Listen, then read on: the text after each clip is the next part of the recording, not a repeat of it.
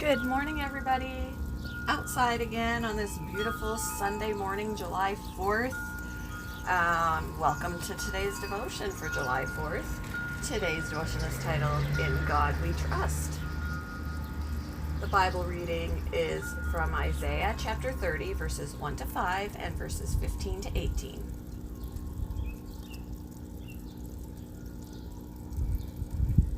Woe to the obstinate children, declares the Lord, to those who carry out plans that are not mine, forming an alliance, but not by my Spirit, heaping sin upon sin, who go down to Egypt without consulting me, who look for help to Pharaoh's protection, to Egypt's shade for refuge. But Pharaoh's protection will be to your shame. Egypt's shade will bring you disgrace. Though they have officials in Zoan and their envoys have arrived in Hanes, everyone will be put to shame because of a people useless to them, who bring neither help nor advantage, but only shame and disgrace. This is what the sovereign Lord, the Holy One of Israel, says. In repentance and rest is your salvation. In quietness and trust is your strength. But you would have none of it. You said, No, we will flee on horses. Therefore you will flee. You said, We will ride off on swift horses. Therefore your pursuers will be swift. 1,000 will flee at the threat of one. At the threat of 5, you will all flee away till you are left like a flagstaff on a mountaintop, like a banner on a hill. Yet the Lord longs to be gracious to you. Therefore he will rise up to show you compassion. For the Lord is a God of justice. Blessed are all who wait for him.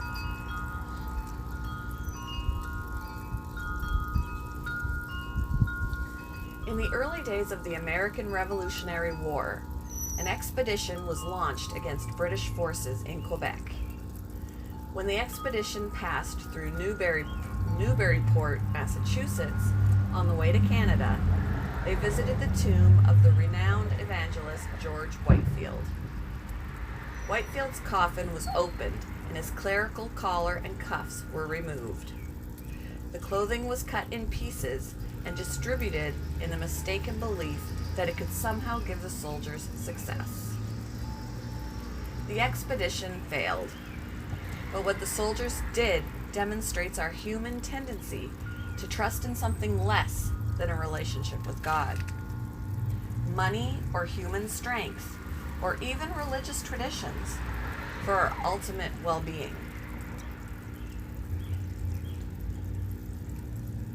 God cautioned his people against this when invasion from Assyria threatened, and they sought Pharaoh's help instead of turning from their sins and turning personally to him. This is what the sovereign Lord, the Holy One of Israel, says. In repentance and rest is your salvation. In quietness and trust is your strength.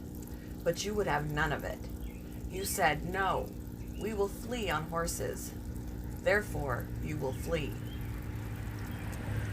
Their expedition failed as well, just as God said it would. And Assyria overwhelmed Judah. But God also told his people, The Lord longs to be gracious to you. Even when we have trusted in lesser things, God still holds out his hand to help us return to him.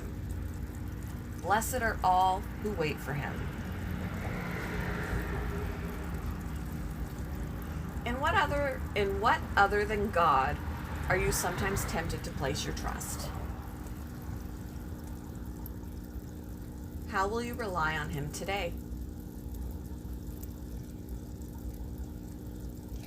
Thank you for joining me for today's devotion, and I hope you all have a wonderful day.